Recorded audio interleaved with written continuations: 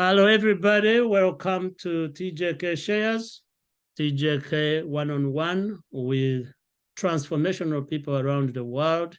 This comes to you from Cambridge, Massachusetts. Many of you know that 2 weeks ago, I accepted a fellowship at Harvard University called Advanced Leadership Initiative. Among the cohort we have around, ladies and gentlemen, we have an accomplished doctor, gynecologist, a man who has accomplished so much around the world and has accepted to share with our audience. You young people who are born and raised in Uganda, who are born and know where I was born, continue to wonder where you, Jackson, you're going to Harvard, you went to Columbia, published these many books. How do you do it? I keep telling you that God does not create human beings and drop them from heaven to do the work they do. These are ordinary people who have lived ordinary lives, but have worked hard to follow their purpose, and some to follow the voice of God, no matter what people call it. It is a higher voice that many of us have within us. And today we are honored to have Scott. Scott is in our fellowship among so many people. Many of them, you will hear from them, but he's the first one who has accepted the invitation to share with you. My friend, I cannot even begin telling people how much you have accomplished. What I know that many people in my village are going to just go, wow, is Scott has delivered more than 4,000 babies. When I look at the schools we have built, Scott, I see so many children standing in front of me most of the time, and they are less than 100, 300, or maybe 2,000. To imagine babies that have gone through your hands, you have raised the village. An accomplished gynecologist has published so many books, which we will talk about, some which are used to train doctors. So for those of you who aspire to be doctors all over the world, I bring you the expert, I bring you the voice, and I am so privileged to even introduce you as Scott. Welcome, and please greet our people, and let's have an amazing conversation so other people can be inspired and motivated. Well, thank you very much for the generous introduction. It's a real honor for me to be on with you and share maybe some of my perspectives and kind of how I did it. Yes. Yes. So how did you do it? Who is Scott? Tell us about, I did remember I introduced you by your first name. You are a doctor by training. Tell us a little bit. Don't be shy, because we want our young people to be inspired and to learn from you. So bring it all out. I have your resume in front of me, but I would like them to hear it from your own voice. Well, you know, when I was in second grade, I got sick and I found my doctor, my family doctor. I grew up in a very, very small town in a place called Kent, Washington, which is in the United States, in the state of Washington.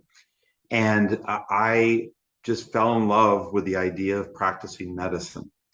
I got to know that doctor, and that doctor really inspired me to want to go to medical school and become a doctor and ultimately replace him. This is what my initial aspiration was. It changed, but that was my original aspiration. In school, I loved science. I loved math. I was really good in science and math. I wasn't so good at some of the other subjects at early days, but that progressed. But I think through a lot of hard work and really being focused on that goal of becoming a doctor, that's how it all kind of started. After medical school, we in the United States have a choice of what specialty to go into. At that point, I delivered a couple of babies, well, actually delivered about 40 babies in training. And I decided that obstetrics was the reason or the thing I wanted to go into. I love delivering babies. I love doing surgery. And this was an opportunity to do both. I had a lot of people, a particular doctor that I worked with, Dr. Najar actually, is a woman. She was a person I worked with that had the opportunity to deliver my first baby. And from that, she inspired me to continue that journey. So long story short, I trained in it. I started delivering babies, and for over 20 years, I delivered babies. And as Jackson highlighted, I did do about 4,000, a little over 4,000 deliveries. I also did over 10,000 surgeries. I did a lot of work in reconstructive pelvic surgery, which is kind of fixing the pelvis and the organs around there. And I did that in addition to OB. Now, there's a lot of different things that you have opportunities to do. And I was really inspired to have a bigger impact beyond delivering one baby at a time. I loved obstetrics, but I also saw that being a manager and being a leader of doctors, a leader of hospitals was a really great opportunity. Yes. So I chose to get a different degree called a Master of Business Administration, and another one called a Master of Public Health. And those degrees kind of gave me additional knowledge and additional skills to ultimately be an administrator and leader within the hospital world. Yes. So during that first 20 years of my career, I saw patients, which was, that's what I loved the most. Yes. I also became an administrator and a leader of hospitals and medical schools. Mm-hmm. And I also did research, where I studied the opportunity to figure out how to do things better. And during that 20-year time, I did publish about 12 books and over 150 articles in different scientific areas related to quality of care, women's health, and also health disparities. I also was an administrator, where I became a chief medical officer of a very, very large health system. It was 8 hospitals. I had 3,000 doctors that worked for me in that role.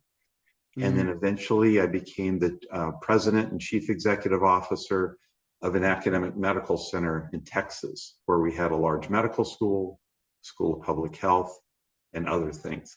So I've had quite a journey in that first 20 years of my career of seeing patients, leading different doctors and hospitals, as well as doing research. And then just to kind of cap it off, the last 10 years, so I've done this for quite a while, I decided that I really wanted to have an impact across the world. So I did stop seeing patients 10 years ago, and I stopped being an administrator of one hospital at a time and one medical school at a time. And I became a consultant in a very, very large consulting firm that's worldwide. And I became a doctor to health systems and a doctor to medical schools, where I helped make medical schools and hospitals and how doctors across the world practice better. I worked in every continent in the world. I worked in Africa, the Middle East, Europe, Asia, South America, and North America. The only continent I didn't work in is Antarctica. There wasn't a lot of people down there, not a lot of hospitals. So we kind of focus on that. But with that, I had the opportunity to really drive a lot of progress. During that time, I created 22 different medical schools somewhere in the world.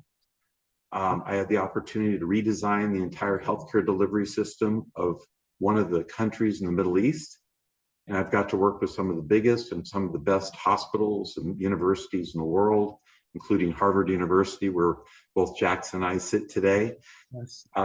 As well as other very prominent places. So with that, I will stop, but it's been a fun ride. Just if I could give one summary, I think a passion and tenacity and just your gumption and grit to want to do something, that's what's carried me. I don't have particularly, I'm a reasonably intelligent guy, but I'm not brilliant by any stretch. I just worked really hard. And I tried to find a path to find success in everything I did, not necessarily by being smarter than anybody else, but definitely by working hard and kind of being crafty of trying to figure out how to do stuff. So with that, you can do it. And I believe anybody can do it if they set their mind to it. Woo! My friend, Scott, I'm going to go back. You've just given us a summary. I am going to go back in that summary and pull up some few things so our listeners can really get a sense of who we are dealing with here. You got sick as a child. You're going to see a doctor who ended up becoming your mentor. You wanted to be like that doctor. Yeah. How were you raised? your parents and what they instilled in you. And when I ask this, these people who are listening to us are going to think of my 4 children, how I'm raising them. They're surrounded by books. But I was raised by a mother who actually was an expert on delivering babies. Mom was the local midwife who, as a child, I remember many times crying, wanting to follow her to the next door house. She's going to there to deliver a baby. I don't know what that involves. And they would lock the door behind me. A mom would go there with a woman. And now I know the babies she was delivering. And next thing you hear baby crying, and she would say, I just delivered a baby. Mm-hmm. So I thought my mom was like a god, because we had read about creation, how God breathed in Adam, and here was mom bouncing back from the house and the baby is crying, and she would say, when the baby can't breathe, you have kind of to touch her butt and what do they call it? Resuscitate the baby, breathe in the baby to bring life up. But so you have listeners who are being raised by parents who encourage them to become who they want, how they want. And I'm thinking that's what happened to you. But we also have people who are listening to us who are born to people who can't read and write anything, and they still want to aspire to be doctors. For those two categories of people, they would both love to hear how the role your parents played in raising the Scott we are talking to right now. And when you see me looking down, and our listeners have asked me this, I take notes. I write notes. I make sure that I don't miss anything. So I am not texting. I am I'm taking notes so to make sure that we can capture as much as we can from you. You know, my parents were very supportive of my aspirations, but neither of my parents went to college. So I'm the first one in my family to go to college. And everything wasn't always easy for me. I was always really good in math from when I could remember, but I could not read until 4th grade. I had a really hard time reading. I went to schools that just couldn't kind of connect me with how to read exactly right. And that was a really, really hard thing for me. So I was doing math well before I was doing reading. Now in 4th grade, I learned and I worked hard. And by 7th grade, I was in the highest part of the classes in reading and math and science and all those other things. But that was because I worked at it. Yes. I didn't have tutors. I didn't have anything like that. I just went to school and I worked at home doing it myself, frankly. So it was something that not everything was easy necessarily early days for me from reading and that sort of thing. But my parents were always very supportive. And it was kind of in my middle age years of school, say around 12 and 13 and 14 years of age, that everything started to click. Math was great, science was great, English and reading and writing. I took various foreign languages. All that was really good and did very, very well in school. But it was because I worked pretty hard. And while I was doing it, and I think this is really important, if you can find a mentor, I had mentors and I reached out to people. My Dr. Dona, my family doctor, he was the only doctor in town and he was the only doctor I'd ever met in my life. And I asked him if he would willing to kind of let me work in his office and do whatever I could, not for any money or anything, but just because I wanted to learn what was happening in his office. So I was about 12 years old, where I was able just to do little things, nothing complicated, never with a patient. But I got to learn what it meant to be a doctor, at least from the back room and kind of not exactly with patients. And importantly, he kind of took me under his wing and he really supported that goal of being a doctor. And he encouraged me to consider replacing him as the town doctor because he was an older man and he wanted to find somebody good to replace. Well, you know, when I was in medical school, two different things happened, or 3 things happened that were really important. The first thing, my little town that was very, very small, it exploded with population. There was big businesses that came into the area, and that little town with one doctor overnight, it seemed like, had several dozen doctors. So very small, but kind of a medium-sized town.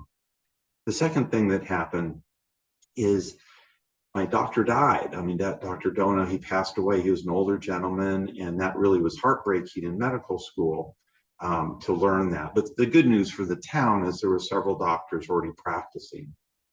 And then the third thing is your mentor, right? Yes, my mentor passed away. Yes. Thank you. And then the third thing that happened is I had the opportunity to deliver my first baby. And I have to say, it was like fireworks shot off in my head. It was something that I had a passion for. I loved it. I had a lot of positive reinforcement from the people I worked with.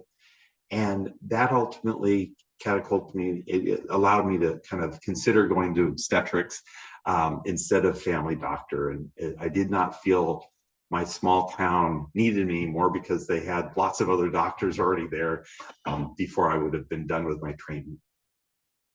Woo! You struggled to read in 4th grade. Again, our listeners, you must hear that and hear it clearly. Obstacles come to all of us. And when those obstacles come, we have a choice to just lay down and accept the obstacle to define you, or you can work hard and beat that obstacle. Yes. And you beat the obstacle of not being able to read without resources of special aid, of specialized education. And by 12 years, all this was behind you. Yes. The other point I want to make for our listeners is mentorship, which you have mentioned. The doctor who mentored you to repress him. Many times we do work and we want to stay on this work and stay on and stay on and stay on, and there's nobody who can repress you. I love what we are doing at Harvard, getting all of us who are going to the 3rd chapter. Some of us feel like we are being rushed to the 3rd chapter, but for you, you've already gone through your 1st chapter, finished your 2nd chapter, went into consulting as a 2nd chapter, and then now you are looking at the 3rd chapter, which we'll talk about later. I love the doctor who mentored you, and to mentor you in such a way saying, you can be the doctor that replaces me. And you made that possible, made him so proud. The other thing I want to highlight is learning continues, ladies and gentlemen. Many times for those of us who are born and raised in a British education system, you learn, you think when you are done with school, you are done. Doctors read all the time, everywhere around the world. Lawyers read all the time, everywhere and around the world. I don't know why we don't want the social workers and the mechanics and the painters and also not continue reading. There is so much to be done. But here, the challenge I want to point out here, you did a lot of schooling. In the United States, you went through elementary, through high school at 12 years. You went through pre-med, 4 years. You went to medical school, however many years that took. You were not done. You went on and got an MBA, Master's in Business Administration, and then got a Master's in Public Administration. Whew! Yes. Those are like 4 people in one person working. But all this, you worked hard on it because you wanted to continue reinventing yourself. And now here you are in a cohort at Harvard University, continuing to learn. Earlier, you told me as part of the medical clinics you opened around the world, 22 medical schools. One of those clinics is located in Tanzania, near Uganda. Our young people can actually walk from Nyaka, take like 4 days to walk and get to Tanzania. Tell me what inspired you to get something into Tanzania. And the reason I'm asking you, this is one of the projects I'm doing at Harvard when we are done, is equity funding and colonizing philanthropy. Yeah. So the people of Tanzania have already seen your work, have already received part of your generosity. So are all continents except Antarctica, where scientists go for a season and come back. Yeah. Tanzania, what led you to Tanzania? Yes, so Tanzania was something that was really a labor of love. I mean, this was something that we wanted to do, my family and friends. We climbed Mount Kilimanjaro, and that was something that really brought us to the area. And about 9 months before we left, we knew we were going to climb Mount Kilimanjaro. My wife and I and friends were trying to decide what we wanted to do to kind of help Tanzania. We knew there was a lot of needs. We knew there was educational needs, which, you know, we were very interested in. But then it was actually my wife. My wife is also a doctor. She's a head and neck surgeon. So she takes care of people that have cancer and problems with their head and neck, throat, and that sort of thing. And she said, well, what if we open a medical clinic? And it was her idea originally. And given the people that were in the room, they were all, for the most part, doctors and nurses and hospital administrators and things. And everybody thought that was a great idea. And then one of the people there, actually one of the board members, had a lodge in the Maasai region, in the Maasai village in Tanzania. And we decided to look into where the biggest needs in Tanzania were for healthcare. And it turned out that that Maasai region did not have any formalized medical services. It was at least 2-hour drive to medical services. And we decided to pay for a clinic. So this was all just private. We worked with the village to build the building of the clinic. We also worked with the government of Tanzania to have like a public-private partnership where we have been paying for the doctor for about 11 years now. And we have a full-time doctor there.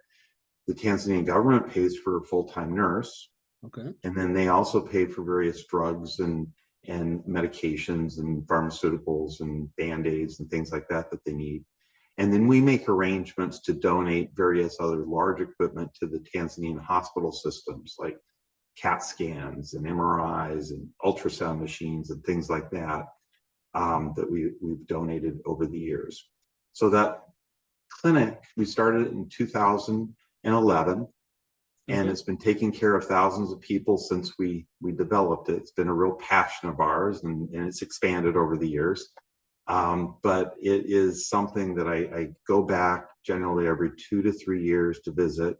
When I'm there, my wife and I and the people that come that are medical, we see patients and we try to help out where we can. But the good news is we have the anchor of the nurse and the doctor who are there all the time. They live at that clinic and they take care of the people in the Maasai region. And many of the Maasai walk for an awful long time to go see people, the doctor, the nurse at that particular clinic. Wow. So you and I are together here at Harvard University. The other day in one of our classes, I quoted JF Kennedy, our former president here in the United States, who, for those of you who don't know, is from Massachusetts, the city we are in, and Kennedy School, one of the most vibrant and transformational schools here at Harvard University, is named after him. In front of that building is the quote that is famous all over the world. Do not ask your government what they can do for you. Ask what you can do for your government. And so it is abbreviated and we pass it every day. And I quoted it in a class when I was asking about giving back. Thank you to you and your wife, mostly your wife who planted the seed. Yes. Building a clinic in Tanzania for people to access. But I want to emphasize on the public-private partnership. You and your family came up with an idea. Tanzanian government puts on, pays the nurse, they put on resources to build. As a result, thousands of people are now receiving medical care. Many people who are listening to us will write in the comments, like, please give me an email for Dr. Scott so you can come build a clinic in my village. That's why I started with the quote. Do not ask Scott what he can do for you. Please, gentlemen and ladies, ask yourself what you can do for your community.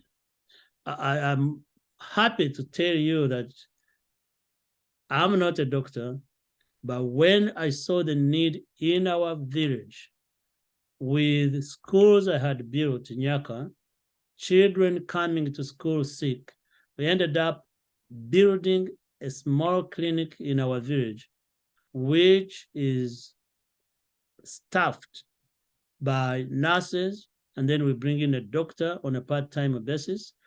If that clinic was not there during COVID, I don't know what our village would have done.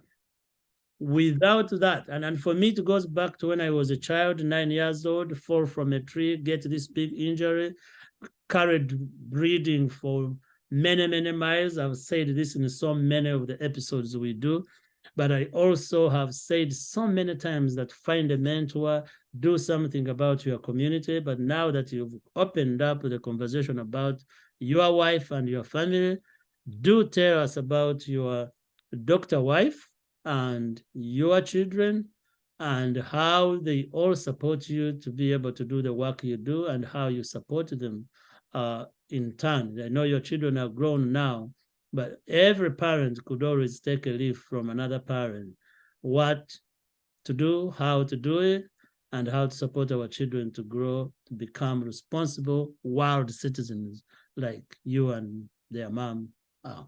Yeah. Well, yes, I have been married to my wife for 36 years, and she is fabulous. She's a lot smarter than I am. She is a very, very good doctor, and actually, I'll kind of describe her career a little bit. She's not here with me now, but she is a head and neck surgeon where she takes care, or took care, now she doesn't do this anymore, but for about 25 years, she took care of patients with various problems, from cancer to earaches to throat problems to other things, everything to do with the head and the neck. But she too had an aspiration to have a bigger impact than one patient at a time. So she also became a hospital administrator, and she started out being a hospital administrator of a medium-sized hospital. And then she was responsible for 9 hospitals. And now she's a chief medical officer for a very large health system that has, I think she's responsible around 25 or 30 hospitals right now.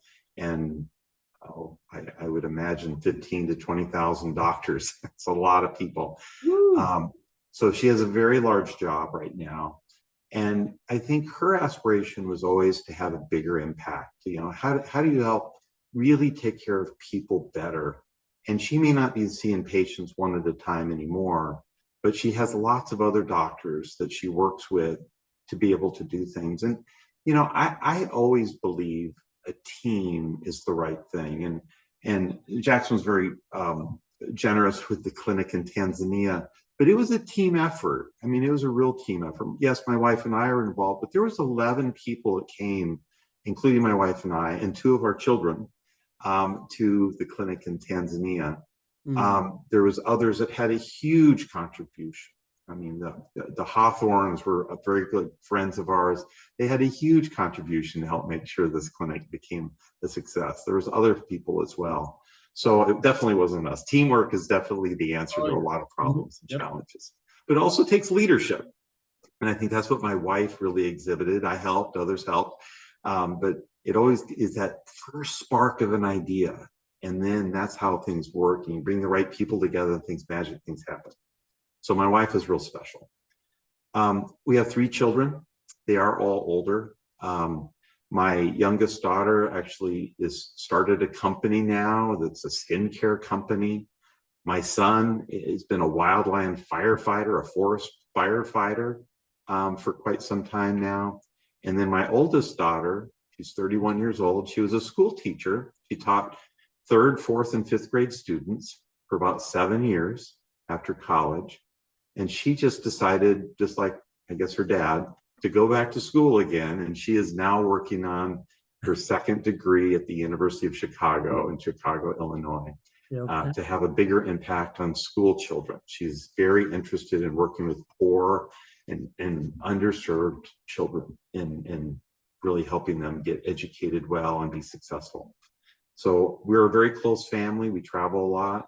Like I said, two of the three, the two younger children climb Mount Kilimanjaro with us when we opened that clinic, and we helped us open the clinic. Both of them were very helpful throughout. They were very young at the time. My youngest daughter was 14 and my son was 16 when we opened the clinic. But we travel a lot. We spend a lot of time together. But yet we're all very independent. We all do our own things, but we're all there to support each other. And I don't think there's a day that goes by, no matter where anybody is in the world, that we're not connected somehow by phone or text or some other kind of way to make sure that we're all doing okay and to see how we can help each other. Very good. When do you ever get together as a family? Chicago, busy wife doing all.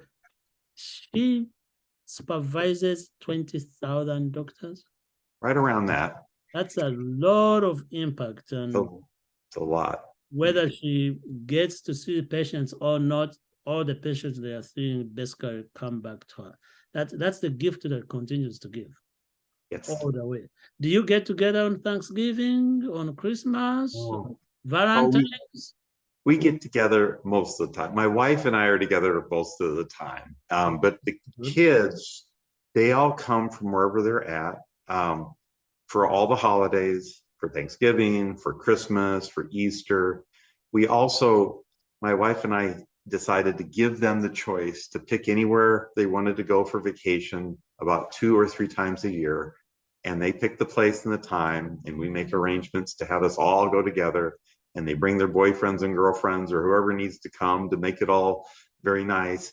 But we get together an awful lot. So we do have our family time and vacations and various holidays. But we also are connected, every day, in some way to help each other somehow. Technology. I know some young people are going to comment and go, they bring their boyfriends and girlfriends. And the reason they will ask that, Scott, where I come from, Nyaka village, a boy is not going to bring a girl to their parents unless that's the girl they are going to marry, and vice versa for a girl and a boy or boy and a girl. So recently I was talking to one of the young men I mentor, and he said, please do an episode on dating and how it intersects with our traditions and all that stuff. So when they hear this, I'm sure you've seen different boys. I told them in America, a girl can bring 20 different boys through different Thanksgivings, and it is okay. It is part of the culture we live in. For the young people, since you have children who are grown already in school, an advice, something I've asked everybody I've ever hosted on TJK one-on-one, is the advice would you give young people. Somebody is there in 18 to 20 years. And incidentally, my son, oldest son, Nicholas, is 20, turning 21 soon. What advice would you've already given advice, but without directing it to these young people. Speak to your children and my children and the ones who are in this category that are on an intersection of technology, intersection of distractions. Yesterday, while I was in Michigan, apparently there was a premier game between Arsenal in the European League with Manchester United. And I told one friend of mine that it is so sad that our young people know more about Arsenal and Manchester United. Very sad that adults were going to church in Uganda wearing their uniforms to thank God that Arsenal won. Buying Arsenal merchandise, buying Arsenal stuff, while their communities are suffering in poverty and children cannot have food to eat. Our people, our young people are consumed in what will make them popular to the extent that they will not do what is what's needed on the ground to try to fit in. Arsenal and Manchester United are just good examples. World Cup just happened and France played Argentina. For me, that's the only time I get to see a full soccer game. I don't have time for 90 minutes of sitting in front of TV to watch somebody else get in shape and make money while I'm just sitting making stuff happen. But our young people even take their school fees. Their mom and dad will go sell land so they can get an education. And these children are going and betting on these teams so they can win. Please give them advice. I've spoken and spoken and spoken. Maybe they'll listen to you. Well, I guess taking a lesson from my wife and I married my best friend, and she still is my best friend for 36 years. And I think as we've worked with our children, they're all grown now, they're going to make their own decisions. But I think they've developed a set of values that we all share. And I've always encouraged them, for whoever they get attached with, to find your best friend. And they're going to maybe have some things they need, the things you need as your independence, things you're going to do together, but find your best friend. I'll give an example for my youngest daughter. My youngest daughter has been going out with the same boy. She's 26 years old since she was 15 years old. They have been going out, not married yet. Someday soon, I imagine, I hope. But for 11 years, they've been going out. Yes. They became part of the same friend group in 4th grade. So they were probably around 9 or so years of age. So they were friendly in the same group of about a dozen kids until they were about 15.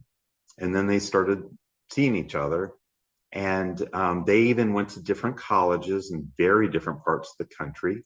Oh. She went to a school at University of Texas, and he went to Stanford University.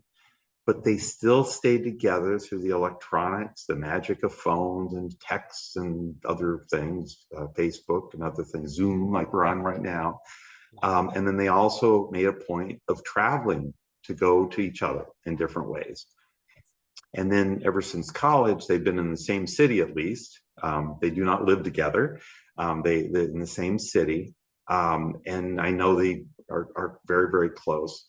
And this boy, he is very, very close to our family. He comes to most of our vacations now. He comes to our holiday parties. We visit his family on their holidays, at least Christmas and Easter. We spend the day together on those 2 holidays. But the way it's worked with them is they are best friends. I know they're best friends. He is a great guy. I think they share values. I think the families share values. They're the same kind of the way they see the world. And I know they're going to continue to be great, and they're going to be married way longer than, my wife and I have already been married. So, over the next decades in the future. Yes. So that is kind of, but my own perspective is, we did share values. We did try to instill the values in our children when they're younger, but now we trust them. We're there to support them. We're not necessarily there now to tell them what to do. I mean, if they ask us for our opinion, we will give it, but they definitely are their own people right now. So keyword, best friends. Best friends. You're going to meet people in our cohort, some of us who are divorced. So while you're giving advice to young people, we are also taking notes. Find your best friend. Interestingly, my oldest son and my ex-wife were in a car, and he was talking about he's going to be embarrassed because he watches every episode, Nicholas. And he asked, "Oh, Mom and Dad, I've been struggling and trying to see so and so," and he told us a situation. And his mom responded to him and said, "You must find your best friend. Your dad and I have been divorced for these many years. The reason we are in the same car right now, taking you to college, checking you in, though we are divorced, is because we were best friends before marriage, Even after our marriage, we are still good friends. So there it is, young people. You keep asking me, Dr. Scott has broken it down for you. Him and his wife were best friends before, are still best friends now. That does not mean there are no challenges in a marriage, but when friendship is there first and is leading, other things can go in, bounce, go, and the friendship remains intact. And now he's modeled it to his youngest daughter, 15 years, met somebody in 4th grade, and they are still together. I don't want to be on Zoom for the entire night. I know we can talk for many, many nights, and I know people are going to want to hear more. Now you've gone through delivering all those babies, traveling to every continent, getting every degree anybody can ever wish for. And then what happened? What led you to Harvard University? Well, one of my degrees I did do at Harvard University, my Master of Public Health degree many years ago. Yes. Well, I chose to do this program because of the opportunity to really work on something big, the next chapter. You know, I have a social impact plan idea to develop a global platform to improve healthcare for the mind, for the body, and for the spirit.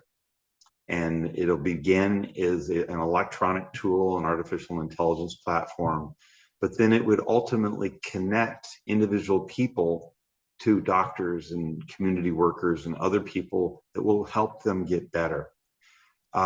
So I have worked in this area for quite some time, so I already have a lot of the ideas formulated, but this is a year to be able to develop the details of the plan, work with a lot of really smart people to work on the details and to flesh out the kinks, to refine the ideas and that sort of thing, to take a few classes to retool, to learn more things. I'm taking a computer science class to learn how to code computers. I'm taking a religion class. I'm taking a policy class. Those are all going to help, I think, to really develop the right plan. And then the other thing, and this maybe, I've worked pretty hard over the last many years. Had a long career. It's been over 30 years delivering babies and leading hospitals and consulting to various places in the world. I need a year off. I need to recharge. This is my way to recharge. Yes. I'm a lifelong learner. I read a lot still. I still write. My newest book just came out 3 months ago. I have another book I'm writing right now. I use writing, and the 12 books I've written already and the one I have in progress, those are all to learn more. They're all topics that I feel like I know a little bit about, but I'm not an expert. And I feel like if I can develop the right book, to get the opinions of the best people in the world to help figure that out, I can learn more about it. And that's what every one of my books, including the one I'm working on now, is really related to. It's all been my passion, my love for lifelong learning. So yes, I have a lot of degrees, and yes, I'm in this great place right now at Jackson and a lot of other really smart people at Harvard. But it's been a consistent theme for me ever since those days where I couldn't read, all the way to now where I definitely can read. But it's been a passion for that lifelong learning. You've heard it from the doctor himself: passion, hard work. Every episode we've done, I've said we are here to learn, relearn, and unlearn. And what you said here, retooling, which is a new word, to take a tool. And I come from a community that takes iron, puts the iron in the fire until it is red, and the iron that was one piece of wood ends up becoming a knife or a machete or a decoration on the wall. You have retooled, you have taken something from what it was in one form and made it in another form. And for you, you are retooling something that is going to help the entire world: mind, body, and spirit. You and I have a commonality in loving the human rights and dignity of people, spiritual welfare. I do want to take a class at Divinity College. My grandmother always prayed to God that I'll become a pastor, become an elder, and preach sermons, but not an ordained pastor. Maybe Harvard will ordain me when I take that class. That's a joke. But for 30 years, you've worked so hard, and now you are taking a little break. You've written all these books, and you are still writing. And you don't write just to put novels out there. You are helping people to learn while you're also learning through the experience. Where can people find your books? This is the shameless plug. Where can people find your books? I know your books are used in medical schools. You don't need to market. They are self-marketing. They are used by so many doctors around the world, including the 20,000 doctors that your wife supervises. But still, author to author, I've written books, and as a result of my thank you, I will bring you one of the copies of my 7. I'm behind you, sir. Writing to educate.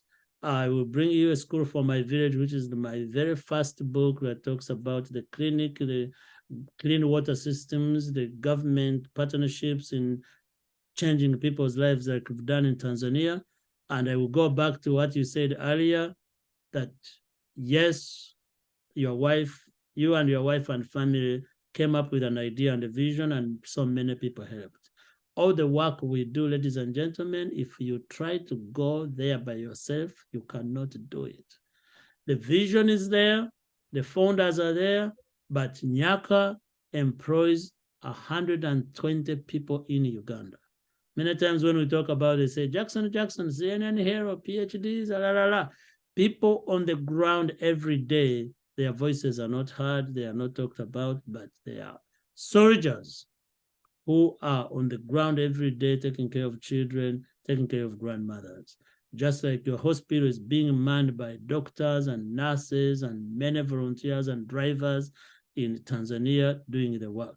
But if you had no vision to do it, it would not be there. So we thank you for doing that. Please do tell us where the books are, what of the titles, and if you don't mind, share what is coming up. I'm working on a book too. I would release mine as I get closer to 60 years. Legacy for My Village. The title is already out because I want to do trio: A School for My Village, Victory for My Village, and Legacy for My Village, and have it as a Nyaka gospel that every child who graduates gets it, sees themselves, and can go do the same. So what are the books? So where can they be found?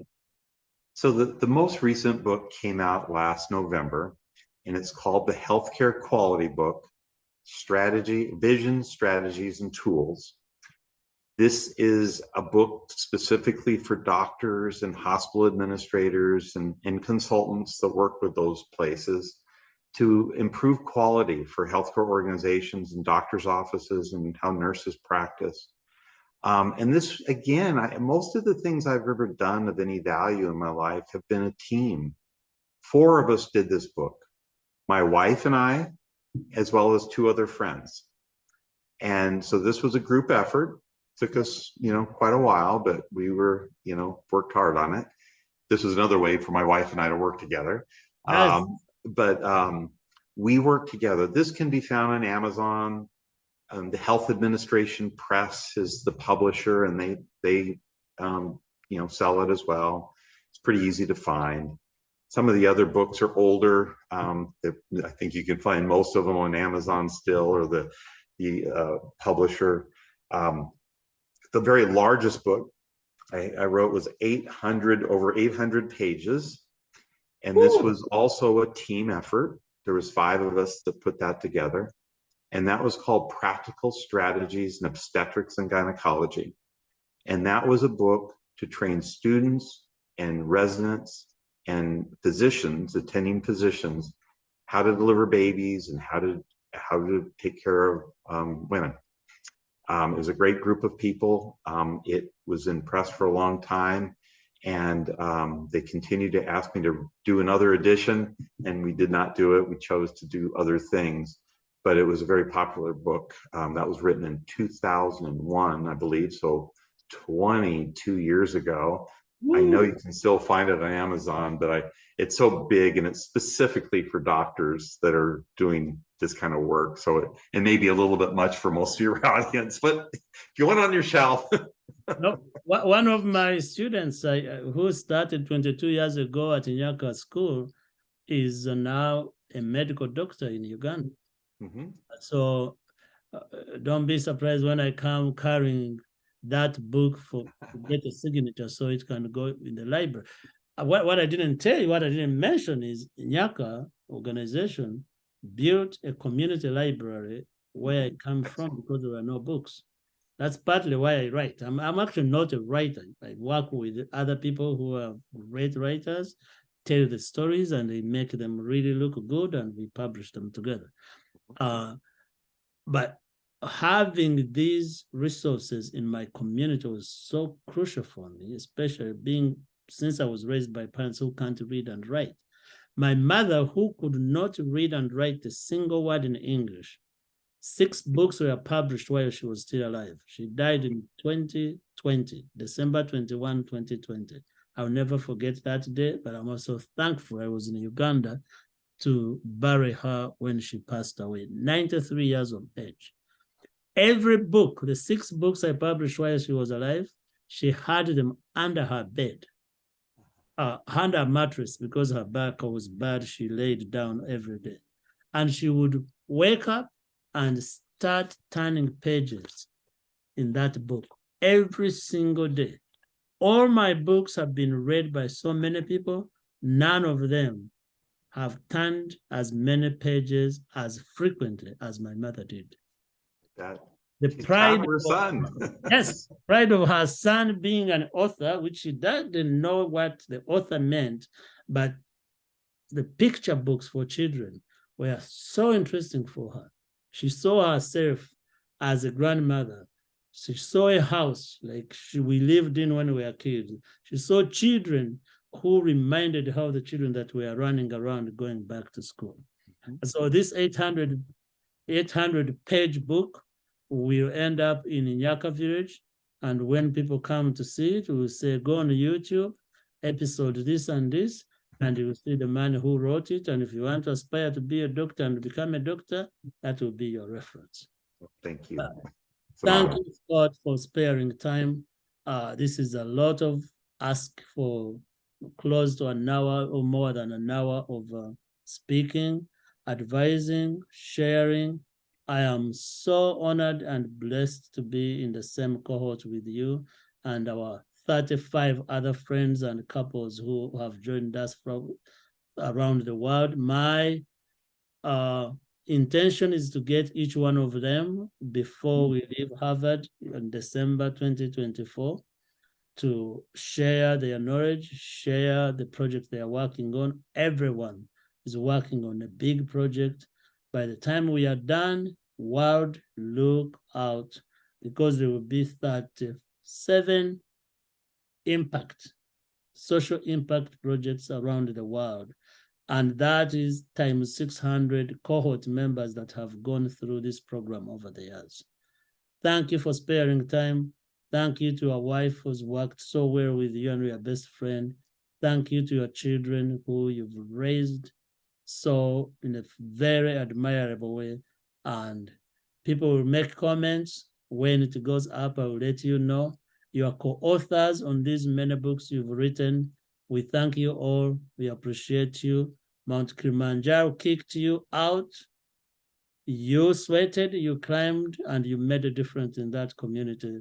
I thank you. Next time I'm in the Kilimanjaro area, I'll go visit it, and we'll continue to make a difference no matter what, leading by what we can do for our communities rather than what the communities can do for us. Thank you so much. Thank you very much. It's been a real honor to have the opportunity to speak with you. If I can ever do this again, it'd be a privilege to continue the conversation. And obviously, Jackson and I have the opportunity to work together for the next year here in Boston. So very, very exciting. But thank you, thank you, thank you.